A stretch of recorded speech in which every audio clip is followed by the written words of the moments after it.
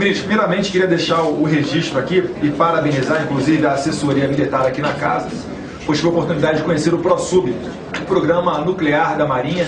Fui a Iperó, no interior de São Paulo, a Itaguaí, na região litorânea do Rio de Janeiro, e pude ver ali o potencial que nós temos aqui no Brasil, em que pese todas as dificuldades, inclusive orçamentárias. Estamos à beira de perder grande força humana devido a esse contingenciamento de gastos. Não vou me alongar porque o tempo não permite. Mas, porém, senhor ministro, eu queria fazer uma relação aqui, pois na CPI dos crimes cibernéticos ontem tivemos a presença do representante do Facebook e do WhatsApp, notórios, os que dominam as redes sociais hoje em dia. E alguns deputados expressaram uma preocupação com relação à espionagem, ao que o Brasil poderia fazer, ou o que o WhatsApp está fazendo com relação ao sigilo das informações eletrocadas. E a conclusão é simples. O Brasil só vai conseguir garantir esse sigilo no dia que nós desenvolvermos essa tecnologia. E aí não tem como fugir do assunto que é batido, eu não aguento mais falar, mas tem que ser falado, pois o Ministério da Educação está apinhado de pessoas ligadas ao movimento LGBT. Estão muito mais preocupados em assegurar as nossas crianças serem homossexuais do que ensiná-las de fato uma educação que faça com que o Brasil desponte no nível de tecnologia. Poderiam pegar muito bem o exemplo da Escola de Especialistas da Aeronáutica, UNIME, ITA, AFA. Eu duvido alguém encontrar alguém formado no IME ou no ITA que esteja desempregado. As empresas multinacionais, elas vêm inclusive aqui para pegar essa força humana tão intelectualizada. E, senhor presidente, ultrapassado isso, a minha pergunta fica no campo do terrorismo. O chamado Grupo Internacional de Ação Financeira contra a Lavagem de Dinheiro e Financiamento de Terrorismo, do qual fazem parte 194 países, vai colocar o Brasil num seleto grupo de 4, ao lado da Líbia, da República Tcheca e da Autoridade Palestina, como países considerados de alto risco por não terem uma lei antiterrorismo.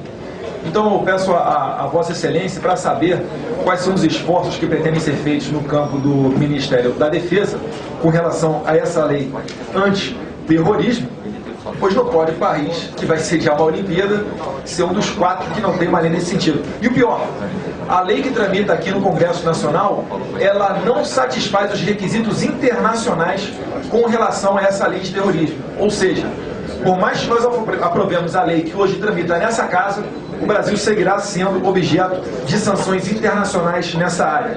A fonte aqui é da Folha de São Paulo, depois, se quiser, até deixo com Vossa Excelência. E para finalizar, senhora presidente, pegando 30 segundinhos finais, eu olhei com uma visão temerária essa relação dos vistos, de se liberar os vistos para que os turistas venham aqui na Copa do Mundo, para as Olimpíadas. Senhor presidente, a gente sabe que se o terrorista quiser entrar no país, ele vai entrar por um jeito ou de outro. Mas escancarar as portas dessa maneira, sem uma investigação de vida pregressa, etc., eu acredito que nós corremos um sério risco de fazer um fiasco em nossas Olimpíadas em 2016. Porque se o ladrão quiser entrar na nossa casa, ele vai entrar. Vai arrombar a porta, etc. Mas não é por isso que nós deixamos a porta de nossa casa sem uma fechadura. Então seriam esses pontos que eu gostaria de ouvir um pouquinho do que pretende o ministro recém-empossado e, portanto, ficamos muito esperançosos nessas políticas e agradecer a atenção de todos os comandantes. Muito obrigado.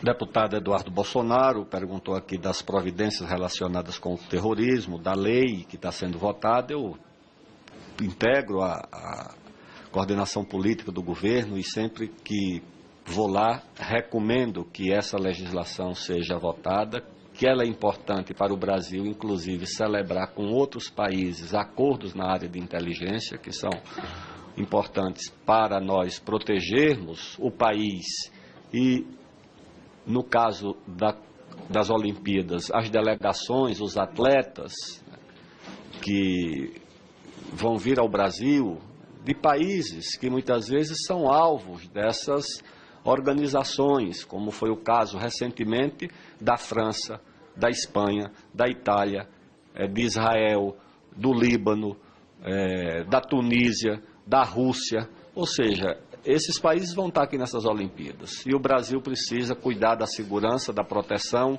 deles, dos atletas e de todo mundo, das delegações, dos jornalistas, dos turistas, e nós precisamos dessa lei. E eu disse que nós precisamos de uma lei bastante rigorosa e que se aplique a todo mundo, que é uma coisa que nós usaremos, né, para buscar nos outros países a cooperação, porque o combate ao terrorismo hoje tem que exigir a cooperação internacional dos países que têm mais experiência e daqueles que são nossos vizinhos. Como é que nós vamos proteger 17 mil quilômetros de fronteira na área de inteligência sem o apoio dos nossos vizinhos? Tá certo? Porque esses grupos podem usar aqui ou usar áreas próximas de nós para suas atividades. Mas nós temos um comando conjunto das 3 forças de prevenção e de combate ao terrorismo. O Ministério da Defesa, as Forças Armadas cuidam disso com muita atenção e com um nível de prioridade importante. Trabalhamos com o Ministério da Justiça, com a Polícia Federal, trabalhamos com a ABIN e achamos que a lei é necessária exatamente para dar eficácia a esse trabalho de prevenção. Quanto ao visto, o visto, ele obedece a regras que já fogem àquilo que a legislação e o decreto podem alcançar. Primeiro, a reciprocidade. O Brasil não pode negar visto ao país que lhe oferece visto, a não ser que nós tenhamos a iniciativa de romper o acordo de vistos e nós não vamos mais conceder visto para você e você não concede mais para nós. Com alguns países nós já temos acordo de vistos. A dispensa do visto se volta principalmente para os atletas, para as comissões técnicas e para as delegações que são assistidas pelas prerrogativas do evento olímpico. No mais, vai ser, caso a caso, examinada a situação em que a dispensa do visto pode ser concedida. A legislação não assegura a dispensa. Ela estabelece a possibilidade e o exame, caso a caso, de onde isso possa ser feito. Além do mais, o seguinte, o trabalho de prevenção contra o terrorismo não deve esperar o visto. Quem pede o visto, naturalmente, comprou uma passagem para viajar. Eu acho que o trabalho de inteligência e de prevenção deve começar em todas as possibilidades que os serviços de inteligência possam atuar. E acho que